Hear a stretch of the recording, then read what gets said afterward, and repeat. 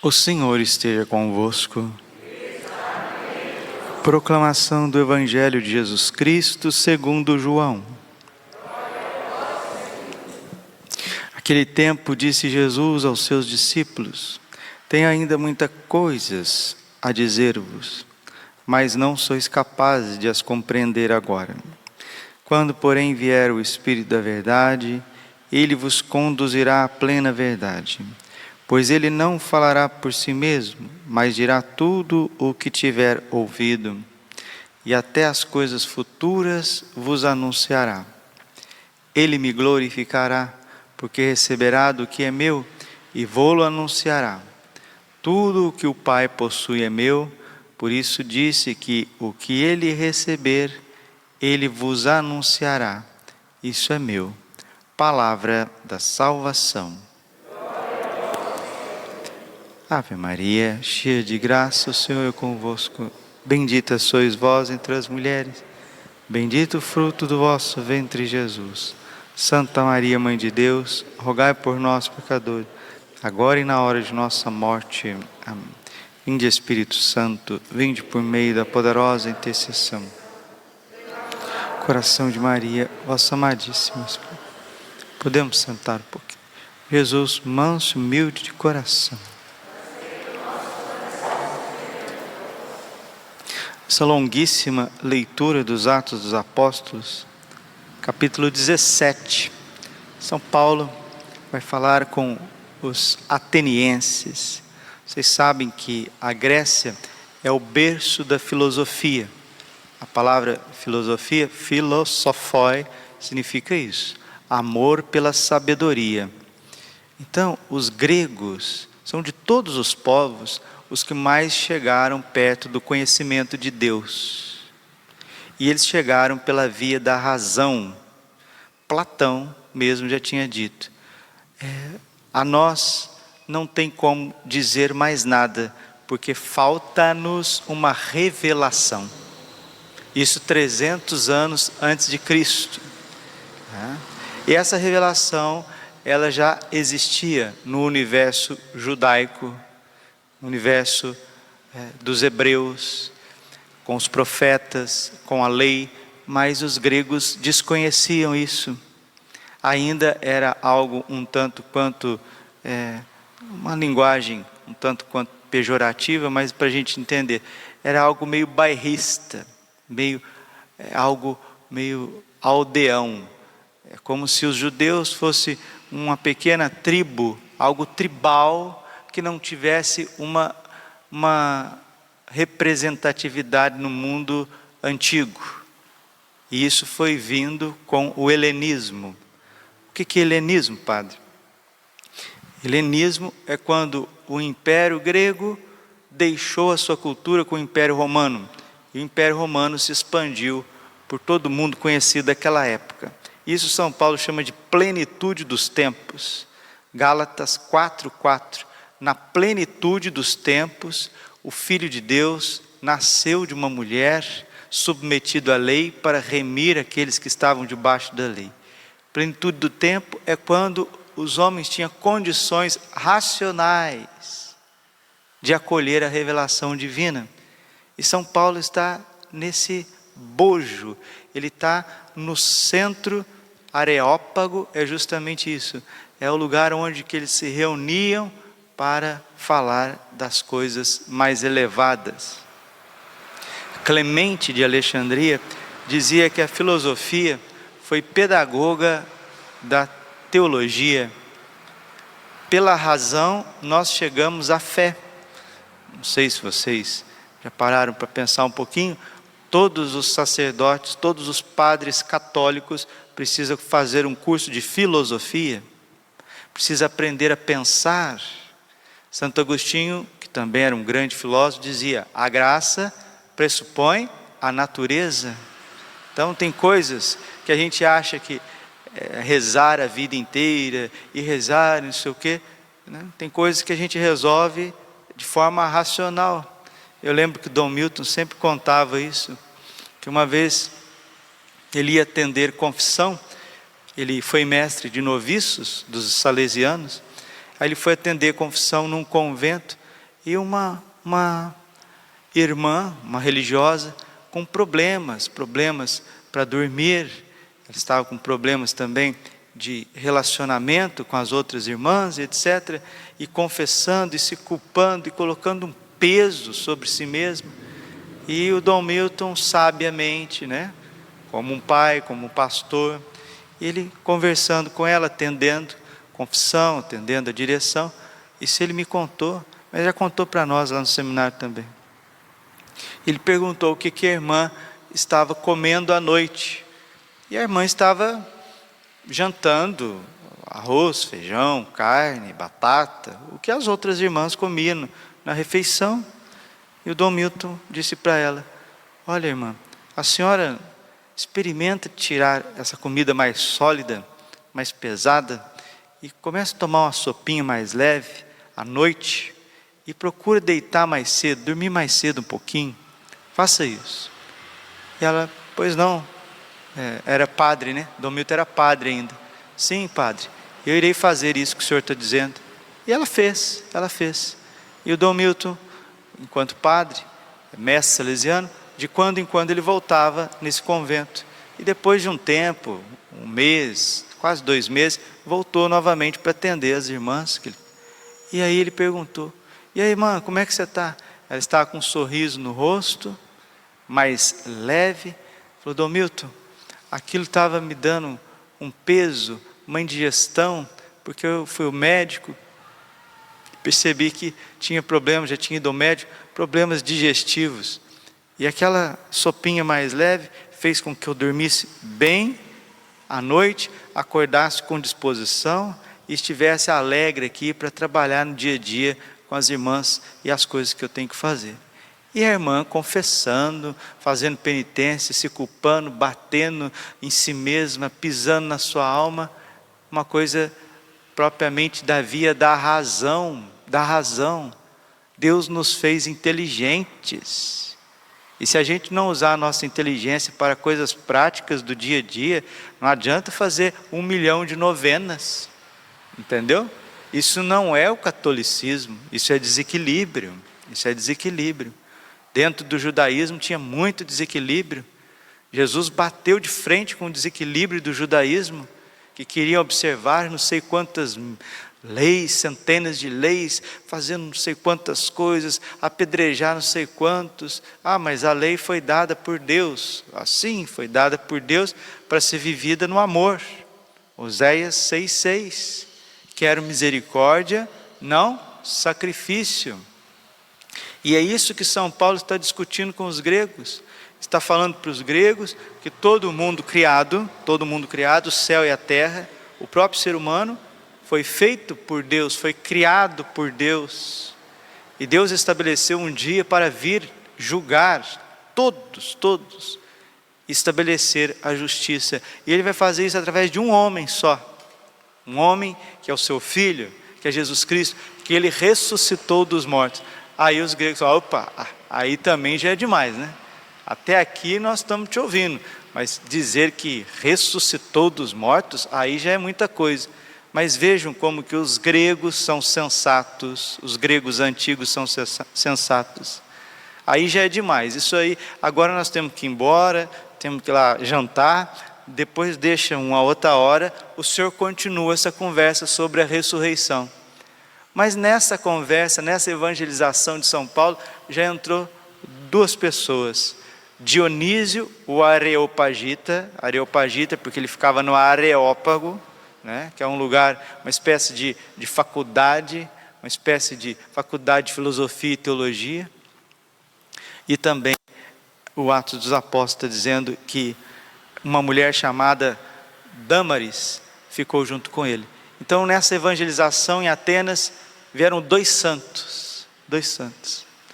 Muitas vezes a gente quer salvar muitas pessoas ao mesmo tempo. Se vierem 2 santos, já valeu a pena. Se você for evangelizar um lugar difícil, conversar com alguém, dar catequese, lá na sua casa mesmo, se você for rezar um cenáculo, etc.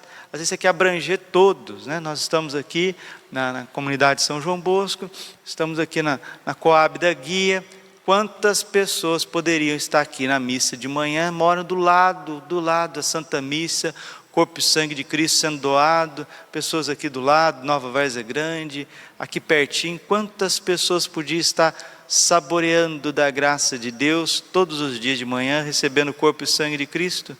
Mas não, são poucos, são 2, são 3, são 20. São Paulo, ele pescou esses 2 santos. Mais vale a qualidade do que a quantidade.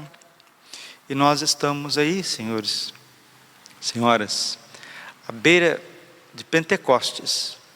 E nós precisamos pedir cada vez mais o Espírito Santo, porque o Espírito Santo vai gerar em nós um coração de criança. Um coração de criança. Vem martelando muito no coração esse versículo de Mateus. Mateus 18:3. Se não vos fizerdes como criancinhas, não entrareis no reino dos céus.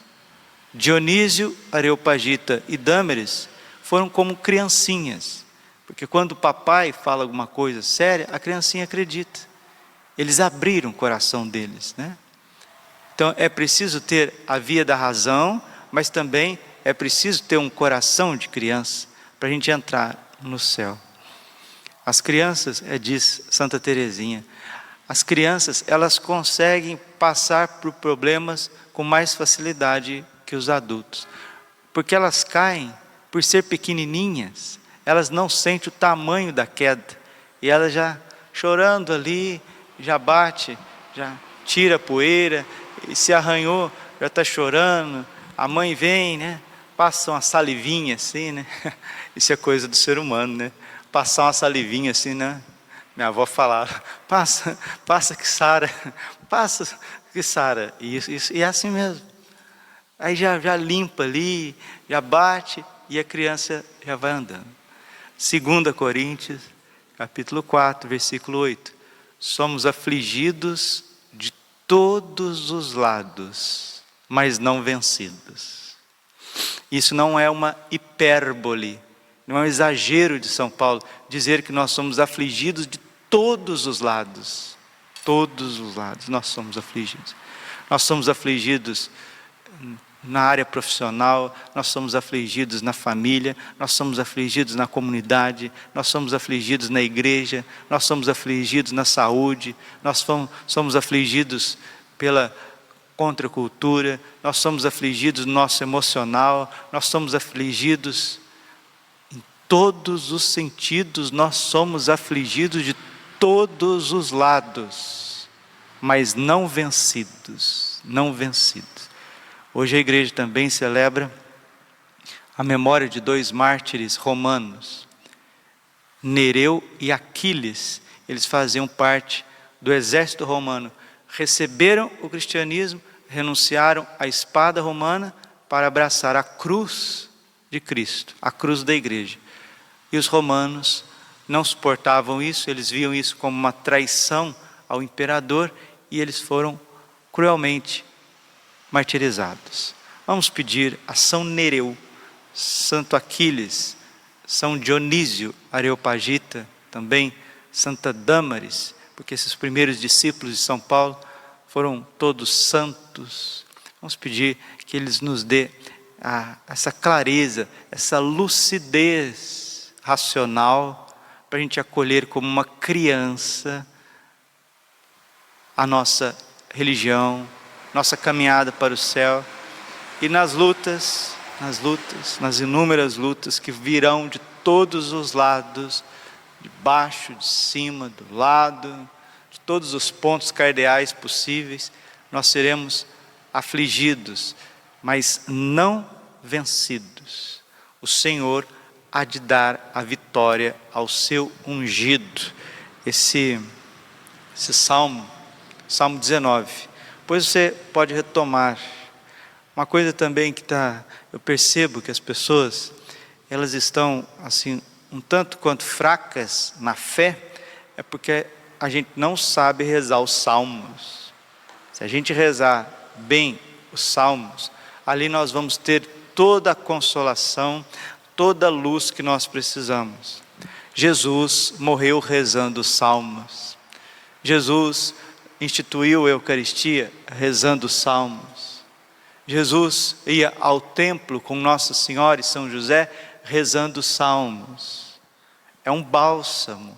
Santo Agostinho escreveu uma obra comentando cada salmo um por um, algo extraordinário.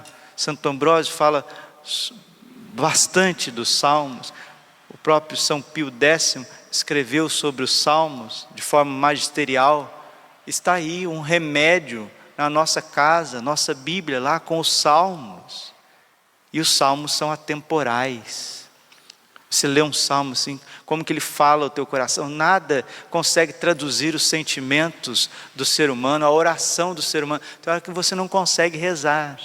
Por isso que a igreja tem como oração oficial a liturgia das horas, algo que a gente pode já ver até aqui para nós que somos da missa diária. Depois o padre vai instruir vocês, para vocês comprarem o breviário, a gente pode comprar em comum, e começar antes da missa, vocês já fazerem os salmos, pessoalmente, cada um com o seu breviário na mão, a liturgia das horas, antes da missa. Muda a vida, muda tudo. Alguns já fazem, que eu já conheço, fazem. Às vezes tem leigos que eu sei que gostam de fazer, quando eu estou perto, chega ali talvez 6 horas da tarde, falo, vamos fazer as vésperas? Né? Se já é ali pela hora do almoço, gosta na hora da média. Então a gente não tem que se livrar da liturgia das horas, a gente não tem que se livrar do terço. Né? Percebo que todos nós, ontem falava, retomo, todos nós de alguma forma estamos adoentados, todos, sem exceção. Até os mais jovens estão, e as crianças estão perturbadas psicologicamente, de uma forma ou de outra. Porque nós estamos passando por uma pandemia, que não é só uma pandemia física, de um vírus biológico. Há todo um abalo psicossocial que está afetando cada um de nós. Se às vezes não te afeta, afeta teu marido. Se às vezes não te afeta teu marido, afeta o filho. Às vezes não afeta o filho, afeta o padre, afeta o bispo, afeta a religiosa e vai nos afetando por tabela. Então vamos tomar os salmos como esse escudo protetor e esse alimento que fala conosco. Salmo 19. Que o Senhor te escute no dia da provação e te proteja, o nome do Deus de Jacó. Do seu santuário Ele te socorra e de Sião Ele te sustente. Lembre-se de tuas ofertas e aceite os teus sacrifícios. Conceda-te que o teu coração anela o que teu coração precisa e realize todos os teus desejos. Possamos nós alegrar-nos com a tua vitória e levantar as bandeiras em nome do nosso Deus. Sim, que o Senhor realize todos os teus pedidos. Já sei que o Senhor reservou a vitória. Olha aqui, meus irmãos, que coisa bonita. Salmo 19, 7. Já sei que o Senhor reservou a vitória para o seu ungido. Eu durmo com esse salmo, eu acordo com esse salmo, eu estou caminhando, estou dirigindo, e esse versículo está gritando nos meus ouvidos, no meu coração, e agora nos meus olhos, ao ler para vocês, Salmo 19, versículo 7, toma posse da palavra, já sei que o Senhor reservou a vitória para o seu ungido. Você não precisa ficar descabelando, não. Seja criança, acolha o Evangelho, esteja à disposição, isso que vocês estão fazendo, disciplina, acordar cedo, fazer as coisas de forma racional, né? Já sei que o Senhor reservou a vitória para o seu ungido e o ouviu do alto de seu santuário pelo poder de seu braço vencedor. Uns põem sua força nos carros, outros nos cavalos, os romanos, né? Nós, porém, como São Nereu e São Aquiles, nós, porém, a temos em nome do Senhor nosso Deus. Eles fraquejaram e foram vencidos. Cadê o Império Romano? Onde que foi parar o Império Romano com toda aquela força bélica que matou milhares de cristãos? Foram vencidos. Nós, porém, de pé, continuamos firmes. Senhor, dai a vitória ao Rei e ouvi-nos no dia em que o invocarmos. Já sei que o Senhor reservou a vitória para o seu ungido. Vamos daqui para frente ter o hábito de rezar a liturgia das horas, diminuir essa correria nossa por causa de coisas materiais e ter um pouquinho mais de qualidade no sono, qualidade na alimentação, qualidade também para distrair a nossa mente, não querer fazer as coisas porque está reservada, a vitória já está reservada. Para quem, diz o Evangelho, né?